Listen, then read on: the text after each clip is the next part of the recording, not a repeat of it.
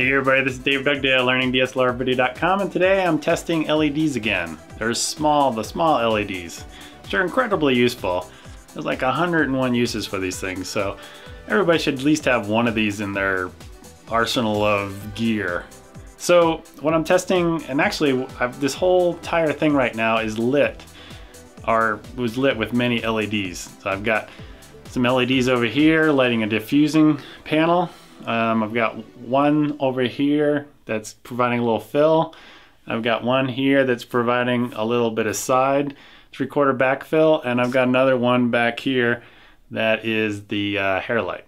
So today I'm testing out the Amaran. There's two models. There's one that's a bicolor, and there's another one that has a variable beam. I'm testing out the ikan, which also has a bicolor, and they also have another one that's a very tiny unit. And the last one I'm testing is a CN-160, which Jason Walsh sent me, which is very nice of him, so I could test out a couple of his as well. For my first test, I wanted to set up to each light to see how well it did on skin tones. So each panel is using its own diffusion panel, and I used a digital calibration target to set up the exposure and the white balance for each light before I did the test. First up is the CN-160 with its own diffusion panel. And you can see how narrow of a beam of light is on my face. I'm not sure I'd ever use this light in an interview setup unless I used an additional diffusion kit. The next up is the Amaran spot wide light. And right now I've got it on the spot setting, and you can see it's pretty harsh on my face. But once you switch it over to the wide setting, and you lose about 1/3 of a stop of light, it looks much better on my face, much more even lighting. The Amaran bicolor light has a nice wide beam of light as well, and it would work well in an interview. The ikan light out of all of them seems to have the best skin tones, and it has a really nice even light on my face. If you look at the Amaran compared to the ikan 144, it appears that the Amaran has an ever so slight yellow bias to it, which I can also see on my vector scope in my nonlinear editor. And the tiny little guy, this little ikan 120, also has some nice skin tones as well. It also works surprisingly well as a diffuse light for being such a small light source. In this next test, which is not the best test because I should have shot it on a white wall instead of a black bed sheet, but this next test will show you kind of how wide or how beamy each light is. And as you can see, the CN-160 and the Amaran spot are very narrow in terms of their beam of light. And as you can see from the other ones, they're pretty much very equal in terms of being a very wide diffuse light. The only reason I ran this next test to see how well the gels or the light itself match to my in-camera white balance settings.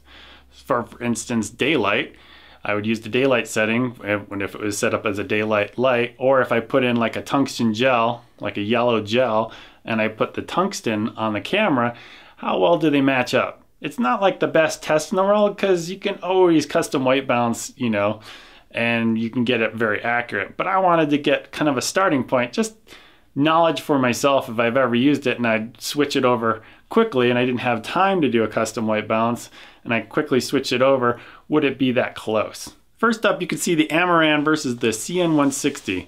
With the yellow gels on and my camera set to tungsten, you can see that both of them have a very heavy green bias to them. Perhaps the CN-160 has even more of a green to it than the Amaran. Again, this is not really that great of a test because you could always custom white balance. Next up is the Amaran on the left and the ikan 144 on the right. They both have daylight set in my camera, and they're set to daylight as well on the light itself. And you can see the ikan wins nicely here because the Amaran's got a little bit of a green bias to it. I rotated the color wheels to tungsten on the lights themselves, and then I changed my camera to tungsten, and it appears that the Amaran wins here. Again, this is not really the best test, and it's just more for my knowledge. Next up, I wanted to test to see if the more expensive ikan light used the same LEDs as the lesser expensive ikan, and it sure appears that they use the exact same LEDs. Next up, let's talk about construction. The ikan by far wins on construction. It's got a really heavy plastic. Would it survive a 4-foot drop on concrete? I'm not sure, but I'd say it would survive a lot better than the other lights I've tested. The Amaran probably comes in second. It has heavy plastic, but it doesn't feel like it's as heavy as the ikan. And then the CN-160, really flimsy plastic and really flimsy controls, and I don't think it would survive years of constant use. The ikan I really like, even though it's a much higher price, the 144, it comes with its own battery charger, and it comes with a very nice rechargeable battery.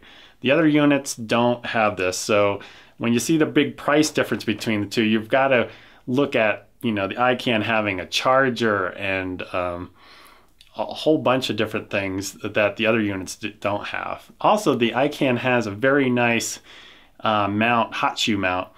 Has an actual ball in it. It's by far the best one I've ever tested out of all the lights I've looked at. Next up, let's talk about the Amaran. There's two models of the bicolor, which I think works great, and then there's the other one, which is the beam that goes from 25 to 60 degrees, and that's called the AL198A. It's a real interesting idea. When I first got it, I was like, why do I need it? Just give me a wide beam and I'll put barn doors on it myself. But really, when it comes down to it, I've been using it. It's actually kind of a useful device to be able to go from a very narrow beam if you want to just spotlight something like an object, perhaps in the background, like a set of golf clubs and I'm a golfer or something like that. Or having an interview set up where you need that very broad, diffuse light. It works really well. Again, you're only using about 100 of the LEDs. There's 200 LEDs basically, 198. Half are being used for a very narrow beam, and the other half are being used for wide.